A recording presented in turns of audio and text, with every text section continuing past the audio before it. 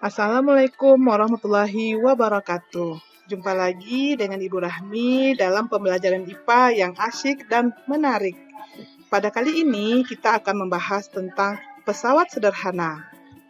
Materi ini merupakan materi kelas 8 pada semester 1 tentang KD 3.3, yaitu menjelaskan pesawat sederhana dan penerapannya dalam kehidupan sehari-hari termasuk kerja otot pada struktur rangka manusia, dan KD 4.3.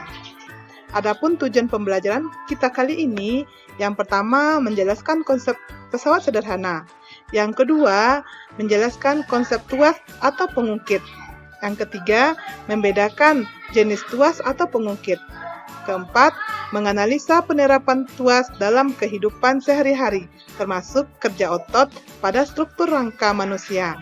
Dan kelima, menyajikan hasil penyelidikan atau penyelesaian masalah tentang manfaat tuas dalam kehidupan sehari-hari. Nah, Ananda semua, ayo kita amati.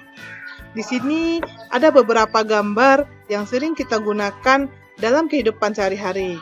Yang ini adalah jungkat-jungkit. Nah, di sini ada gunting. Pernahkah kamu menggunakannya? Di sini juga ada gerobak. Di perkampungan, di sumur yang ditimba dengan menggunakan ember dan dilengkapi dengan katrol. Anda semua, pernahkah kamu menggunakan kapak? Pernahkah kamu menaiki tangga? Dan pernahkah kamu menggunakan sepeda dan kamu perhatikan rantai dan roda bergeriginya? Nah, untuk pertemuan kali ini kita akan bahas tentang pesawat sederhana. Sebenarnya apa sih pesawat sederhana itu? Pesawat sederhana adalah peralatan yang dapat dipakai untuk memudahkan usaha atau kerja manusia. Pesawat sederhana ada 4 macam.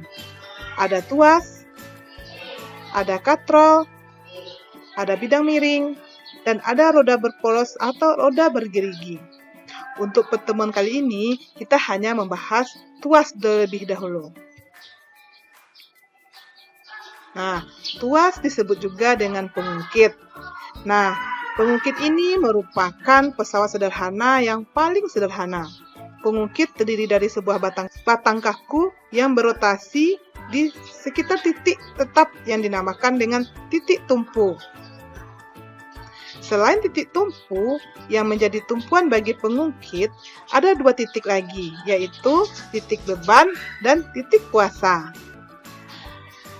Berdasarkan posisi titik tumpu, titik beban, dan titik kuasa, tuas terdapat beberapa jenis, yaitu tuas jenis pertama.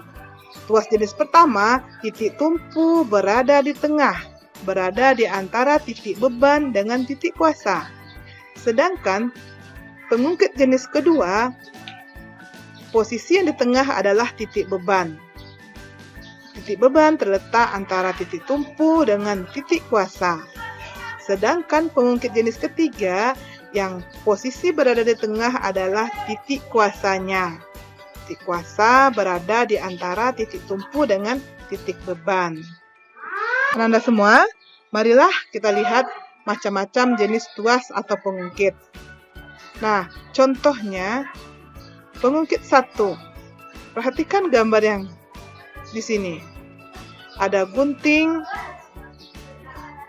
ada tang, ada penjepit rambut, ada penjepit kertas, ada palu. Sedangkan pengungkit jenis kedua, ada pemotong kertas, ada gerobak, ada handle rem, ada pembuka tutup botol, dan pemecah kemiri. Untuk pengungkit jenis ketiga, ada cangkul, sekop, pingset, hektar atau klip.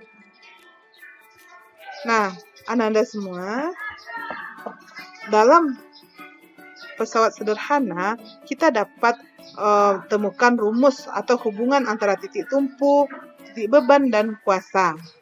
Perhatikan gambar ini. Ini adalah sebuah batang kaku yang akan digunakan untuk mengukit atau memindahkan sebuah beban yang kita lambangkan dengan W. Nah, di sini diletakkan sebagai titik tumpu. Nah, untuk memindahkan benda ini diperlukan gaya atau kuasa.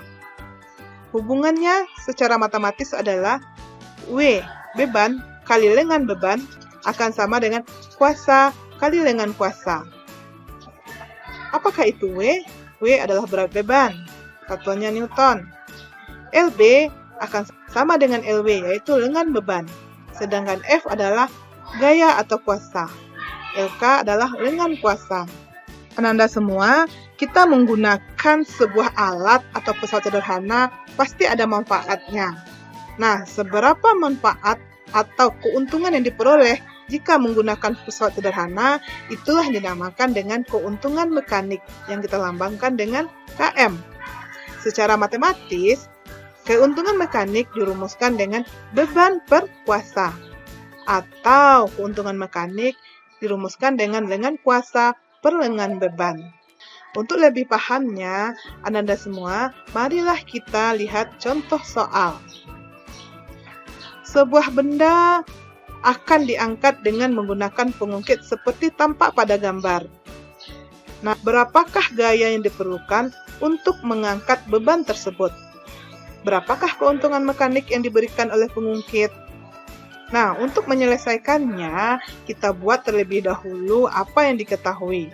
Kita perhatikan gambar. Di gambar, benda atau beban yang akan dipindahkan adalah 1200 Newton, dilambangkan dengan W. Sedangkan panjang pengungkit ini adalah 3. Yang 100 cm ini adalah jarak antara beban dengan titik tumpu. Itu dinamakan dengan lengan beban. Sedangkan lengan kuasa adalah jarak titik tumpu ke kuasa. Karena panjang tuas atau pengungkit kita 3 meter, sedangkan lengan bebannya sudah 1 meter, artinya lengan kuasanya 3 kurang 1, yaitu 2 meter. Nah, apa yang ditanya di soal ini? Yang ditanya adalah besarnya kuasa atau F dan besarnya keuntungan mekanik atau KM. Mari kita jawab. Dari rumus hubungan antara besaran-besaran pada tuas, W kali LB sama dengan F kali LK. W adalah beban 1200, LB-nya 1 meter lengan beban, kuasanya yang ditanya, lengan kuasanya 2 meter. Dengan menyelesaikan secara matematis, nanti kita dapatkan kuasanya 600 Newton.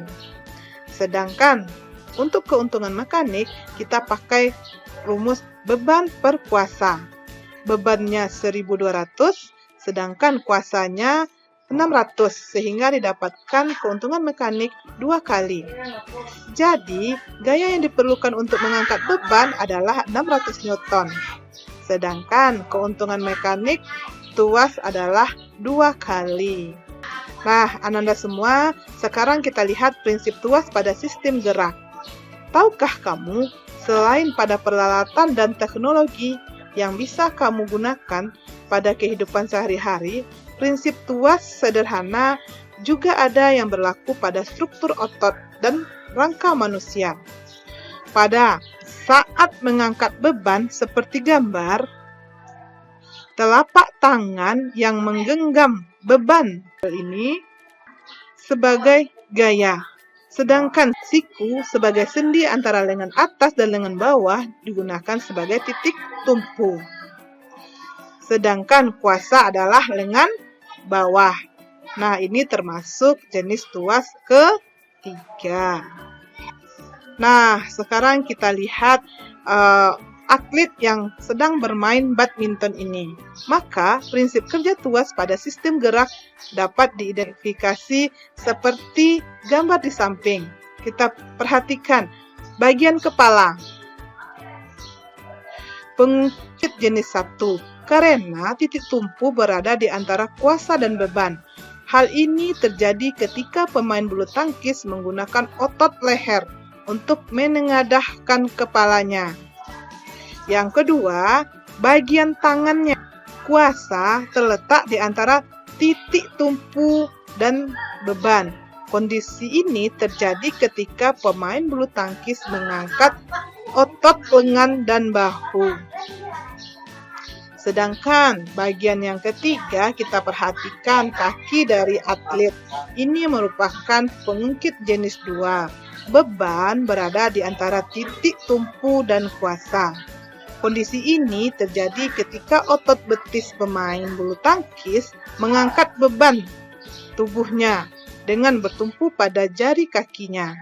Jadi, pada kegiatan atlet yang sedang memukul bulu tangkis, ini terdapat ketiga jenis tuas pada otot dan rangkanya. Untuk lebih pahamnya, kamu silahkan kerjakan soal ini di rumah. Dan soal yang kedua. Demikianlah pembelajaran kita kali ini. Semoga bermanfaat. Salam sehat dan salam semangat. Jangan lupa untuk pertemuan selanjutnya. Assalamualaikum warahmatullahi wabarakatuh.